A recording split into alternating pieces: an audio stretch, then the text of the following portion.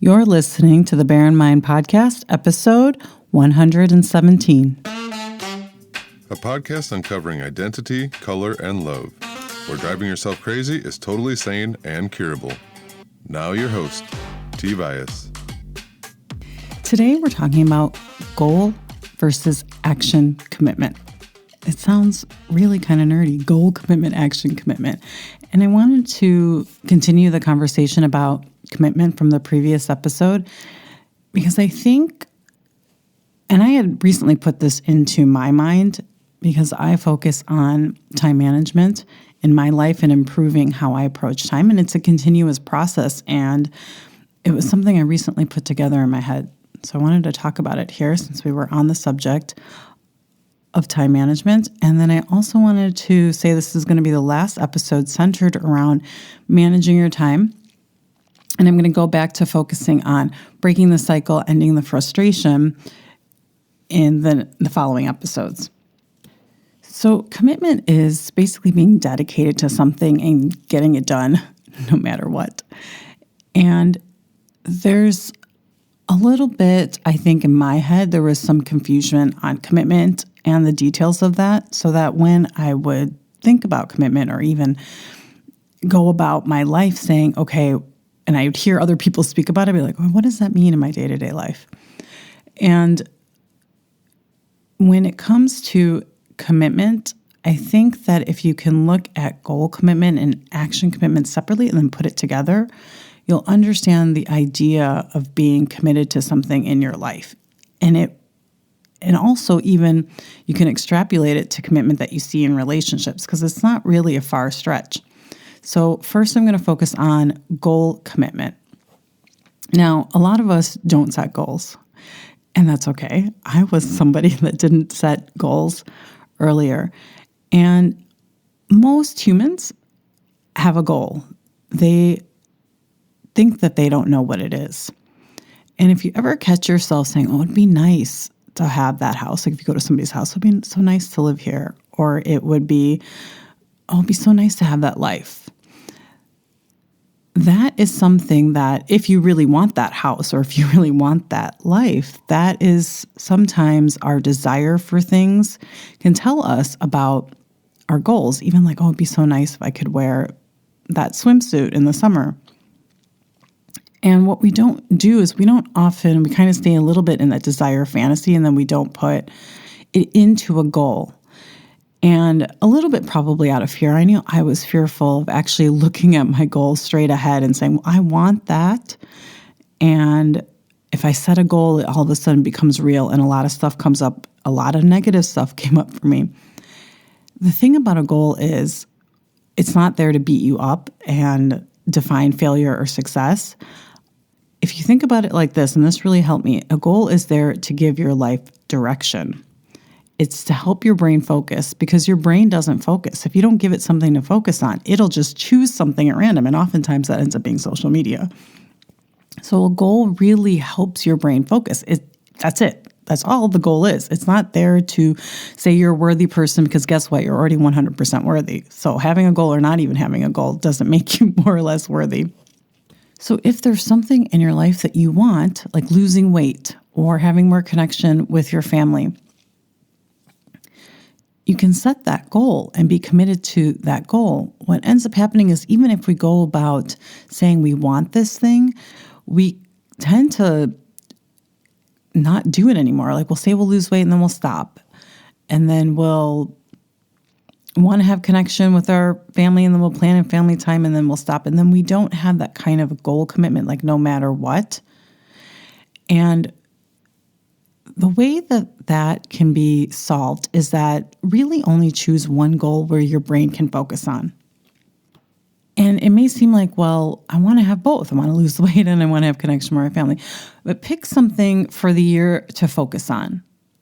And that is something that will create that kind of goal commitment. This is the one goal. You know, if it's earning a certain amount of money, whatever that goal is, that's what it's going to be your focus. And that'll really help with that goal commitment, being committed to your goal no matter what. If you want to reach your goal in 1 year, and if you don't reach it in 1 year, you extend the deadline.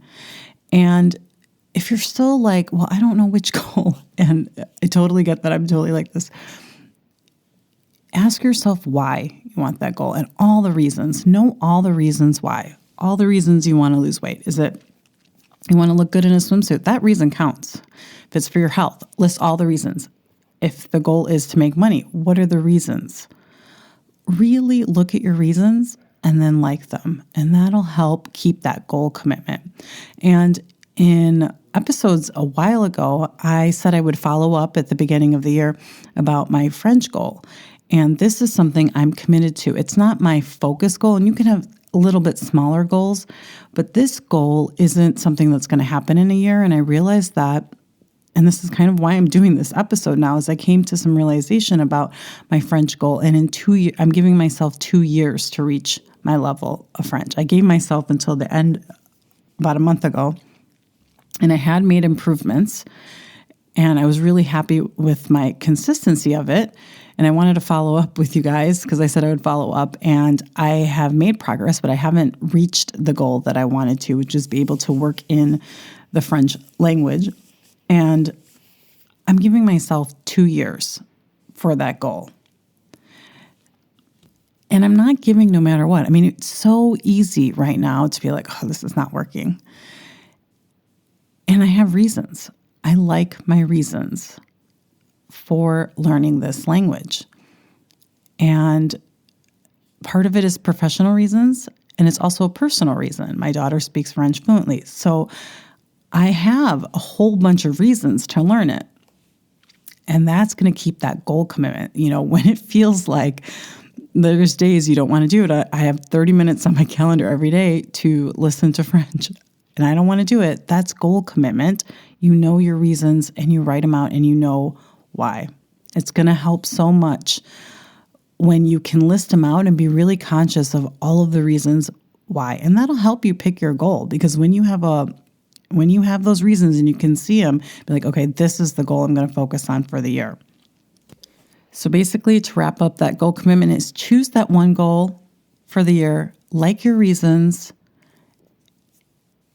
and you're committing to it no matter what. So if you don't get to it in a year, you extend it to however the next time frame, maybe another year.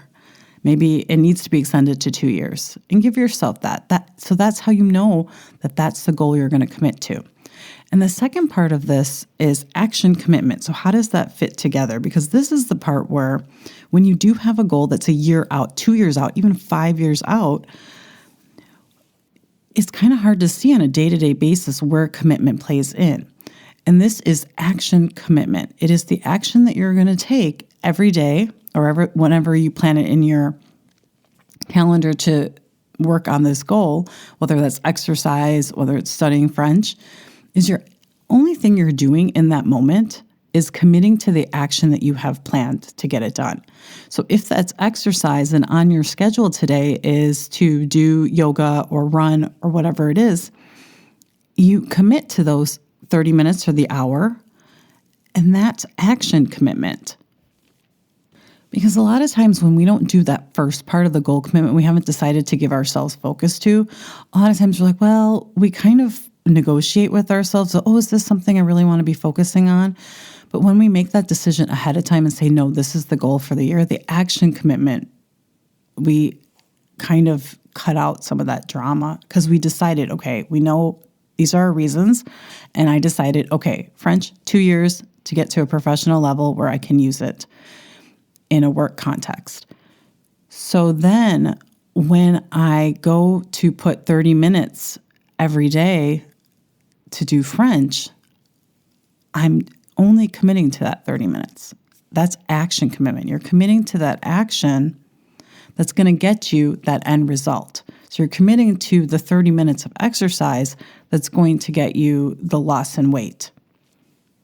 Because when you can look at it separately like that, choose your goal, that's what you're committed to, and then what are the steps to get there, and then all you're focusing on a day-to-day basis is that action that's going to get you closer to the goal. You're not thinking, oh, is this really where I want to be focusing or what my priorities are? You've already decided that this is something that is important to you. You know why it's important to you, so you have chosen very intentionally to focus on it.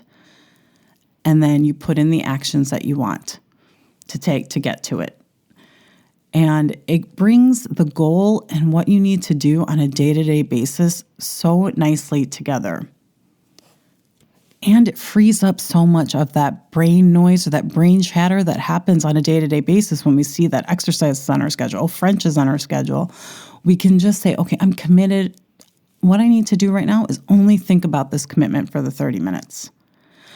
And then when you find yourself struggling in that 30 minutes to go exercise, go back to the previous episode and how to get you that 2% motivation. That's all I have for you this week. I'll check back with you next. Thanks for listening. Listen for a new episode next Tuesday by subscribing on your favorite podcast platform. Bye for now.